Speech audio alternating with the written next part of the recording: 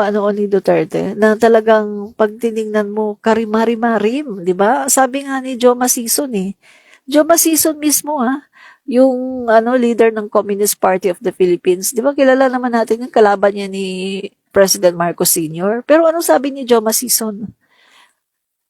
Si Duterte daw, nahigitan ni Duterte ang yung mga biktima ng martial law. Mas marami daw na napatay si Duterte kaysa doon sa mga namatay ng martial law. Mismo, Joma Sison nagsabi niyan. May video siya niyan, mga guys. Hanapin ko nga yung video na yun. Sinabi niya na si Duterte daw ay grabe daw. Mas matindi daw nalampasan ni Duterte yung mga numbers ng namatay ng martial law. No? Joma Sison na mismo nagsabi, di ba? Pero sabi ko nga, wala din naman siyang na magsalita na yun si Duterte kasi siya rin, ang dami din niyang napatay, no? So kita-kita na lang sila sa impyerno, no? Di ba? Magkita na lang sila dalawa ni Joma. Anyway, magkumpare naman yan, mag-best friend daw yan, mga guys. Sabi nung mga nasa Davao na nag-testify, na malalim ang kaugnayan ni Duterte at saka ni Joma Sison. Magkumpare daw yan, mga guys, mag-BFF yan. Kaya kita mo, di ba? Si Duterte, nung mayor yan, ipinaglaban niya yung Heroes Burial ng isang mataas na leader ng NPA. Heroes Burial. Kita nyo? Tapos yung mga NPA, pinapunta niya sa Davao City para makipaglibing. Di ba? Insulto sa mga AFP na hinahanap nila yung mga NPA na yan kasi 'di ba pinapatay yung mga civilian, yung mga militar. Pero si Duterte, kaaliado niya kasi, 'di ba? Kaya nakakatawa nga itong mga DD sheets na to. Paparatangan si Speaker Martin Romualdez in PA. Tapos nakipag-alyansa. Hello!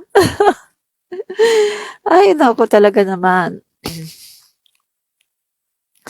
Ang masama pala, masaya tayo na maraming natumba kasi pinaniwalaan tayo na lahat ay masama. Pero ngayon po natin mapagtanto na hindi talaga fair ang ginawa niya sa ating bansa. Correct po, tama kayo. Kahit ako noon, akala ko talaga maganda yun no? Sa totoo lang, kahit ako, paniwalang-paniwala ako na maganda yun ginawa ni Duterte at paniwalang-paniwala ako na lahat yun talaga ay nanlaban at lahat yun talaga ay addict, lahat yun ay user at lahat yun ay guilty. Pero ngayon, lumalabas ngayon mga kaibigan na napakarami na mga inosente na tinaniman lang. At talagang sinadya lang talaga na biktimahin sila kasi para sa pera-pera. Pera lang mga kaibigan ang usap-usapan nila. Kasi nga may mga quota na-meet mo yung quota. Ano ka na, promoted ka. Diba? May ganun Tapos, bawat ulo, may kapalit na pera. Grabe mga guys, no? Ginawa talagang halimaw ang ating kapulisan.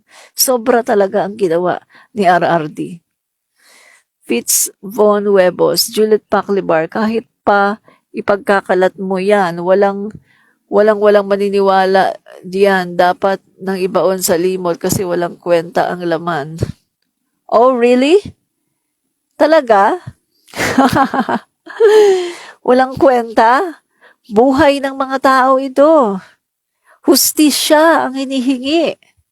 Sasabihin mo, walang laman, sasabihin mo kahit ipagkalat, walang maniniwala. Noon sa panahon ninyo, mga DD sheets, walang maniniwala kasi blinded ang mga tao noon. Pero ngayon, sa panahon na ni President Bongbong Marcos, marami na inilalabas na ang mga investigasyon, inilalabas na ang mga ganito mga videos. Noon sa panahon ni Duterte, ay talagang hindi yan paniniwalaan. Pero ngayon, paniniwalaan yan, no? Kasi sa panahon ni Duterte, hawak niya lahat. Sino manghuhuli? Lahat ng mga kapulisan, ginawa niyang monster. Nakakatakot, mga kaibigan, no? Kapag ikaw ay natipuhan, ito. Naku, pare, wala na akong pang gas o kailangan ko ng pera. Sandali, pare, hanap tayo dito ng mabibiktima. Tapos, ayun, may dalawang doon, kabataan. Yan, ito na lang, pare. Yan. Okay. Taniman natin. Mayroon ka ba dyang shabu? Ito pa, pare. Ito, nakuha ko kanina yan sa sige. Sige, pare, ha. Tataniman natin to. Tapos, papalabasin natin na ng laban, shoot out. Sige, pare. Para meron na tayong pera. Diba? Ganun lang kadali, mga guys. Diba? Ganun lang kadali sa panahon ni Duterte. Ginawa niyang demons, ginawa niyang halimaw ang ating kapulisan. Na kung titingnan natin, dapat sila ay magtanggol sa atin. Sila ang magpatupad ng mga batas. Pero hindi Sa panahon ni Duterte, sila ang aabuso. Tama po, Admin Rich, noon talaga walang naniniwala kung mga dilawan ang magsabi kasi tayong mga Marcos supporters ay tiwalang-tiwala din, ngunit iba na ngayon. Correct po kayo. Ako nga number one, hindi ako naniniwala dyan at akala ko maganda talaga yan.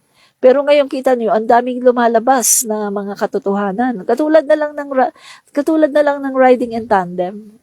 So paniwalang-paniwala ako na yung riding in tandem na yan, mga vigilantes, yun pala, mga pulis din pala yan. So ibig sabihin, yung pumatay pala sa barangay chairman na nakilala ko, pulis pala yun. Pinuntahan siya mismo, nakaupo, at tinutukan mismo dito.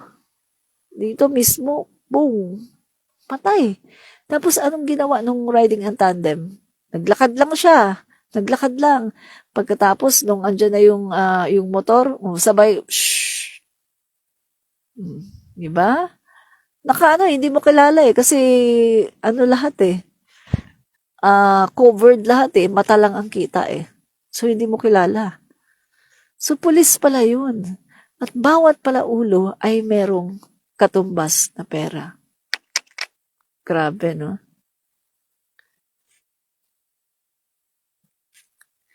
Sabi ni Fritz von Huebos, Lenny Burgos, we want Duterte. Sobrang laki talaga ng tiwala ng mga tao kay Duterte kasi kahit anong paninira nila hindi umepekto. Kasi nagsisinungaling sila to destroy Duterte. Ganon ba? Kahit nga mismong pamangkin ni Duterte, no? Sinasabi kung anong uri ng kung anong uri ng tao si Duterte. Pamangkin niya mismo, Noel Duterte. Anong sabi ng kapatid ni Duterte doon sa pamangkin ni Duterte? Sabi daw ng tatay niya na kapatid ni Duterte, anak, maghinay-hinay ka. Hinay-hinay sa mga post mo. Winarningan daw siya. Pero kahit winarningan siya, nagpo-post pa rin siya, pero hindi naman masyadong malala. Nagwa-warning lang siya sa mga tao na ang uncle daw niya ay killer. At ano pang sabi ng yung witness? Pumapatay. Kapag merong walang pili mga guys. Kapag merong yung nakaalitan, wala naman talaga nakaalitan lang. Tsugi. Diba?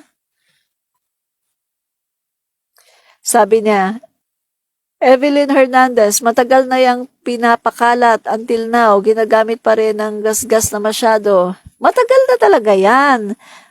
Kaso wala talagang nagano diyan kasi nga walang naglalakas ng loob di ba? Kaya nga talagang dapat talaga na ang ICC ay pumasok na dito kasi kung dito lang sa Pilipinas wala talagang magkakalakas ng loob para imbestigahan yan. Tama ka, matagal na yan.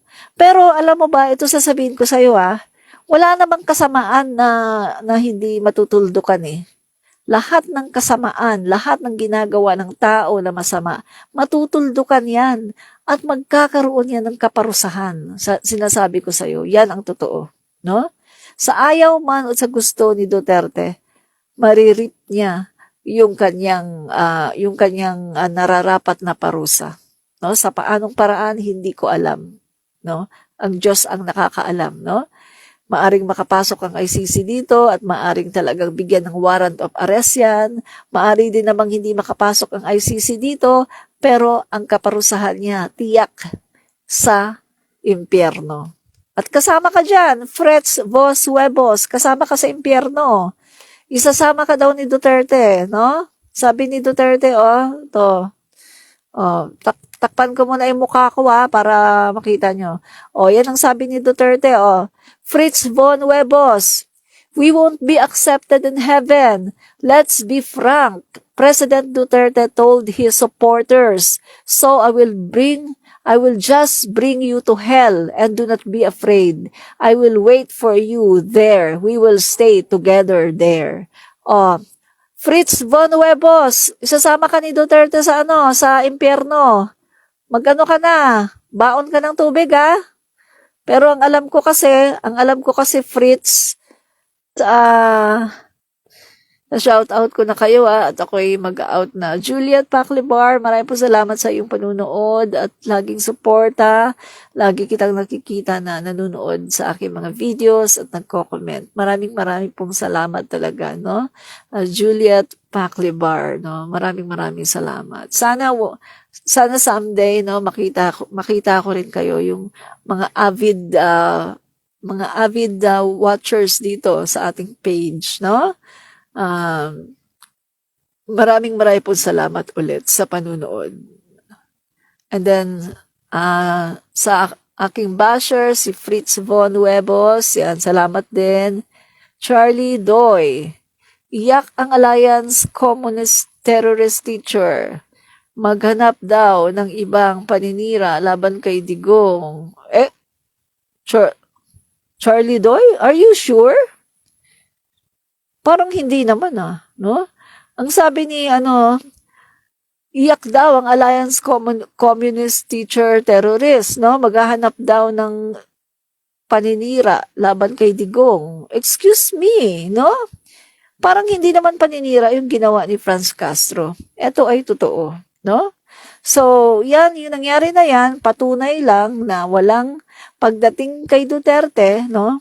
Pag si Duterte ang iyong sinampahan ng kaso, walang justice system ang ating bansa dahil marami takot kay Duterte. Kaya maganda talaga papasukin na ang ICC, no? So, ICC, pasok! Rose Reyes, marami pong salamat sa panonood. Pakitawag po ng pangalan ko po kung may live ka, ma'am, at manood po ako, Juliet Paclivar. Okay po, salamat po sa iyong panonood palagi, no? Yan. And then, sino pa ba? Albert Granada, maraming po salamat sa iyong panonood din palagi, no? Palagi ko rin kayo nakikita. And then, Lisa Hernandez, salamat din po. Palagi ko rin kayong nakikitang nanonood. Rose Reyes, maraming pong salamat. Yan, palagi rin nanonood sa akin, no? Si Rose. Christina Cadano, yan, maraming pong salamat sa iyong panunood. Yun, nakikita ko din kayo, no? And then, no to Saramao, Lisa Hernandez. Yes po, no to Saramao. And, Lioj B. Naj, sabi niya, hangal ka, queen of fake. Ang mga sinasabi ko ay, yan ay mga naimbestigahan na. No? So, masakit po ba ang katotohanan? Ganun talaga, masakit talaga ang katotohanan. Pero kung ikaw ay para sa bayan, tatanggapin mo at hindi ka magiging blind follower ng isang tao na demonyo. Sino pa ba? Rosala Dahino. Yan. San Juan Balana Grodelio. Salamat po sa panunood, no? Juan Pedro, salamat po sa panunood. James Anthony Neal, salamat po sa panunood. Albert Granada, salamat po sa panunood, no? Ayan. Okay. And then, Bebang, salamat po sa panunood. Sino pa? Rohel Doca, salamat po sa panunood. Maria Lea Umbion, salamat po sa panunood. No? Romeo De Jesus, salamat po sa panunood. Yan, mga kaibigan, kung hindi ko kayo nabanggit, no? Lenny Burgos, salamat po sa panunood. Kung hindi ko kayo nabanggit, mga kaibigan, sorry po, no? At yan nga po, mamaya na lang po ulit. Admin Rich po muli ito, nagsasabi palagi na fight fake news, expose the truth. Bye! Salamat po mga guys. Bye-bye! Guys, Admin po, Rich. ang pinapakalat na balita ng mga taong gusto lang talaga Israel.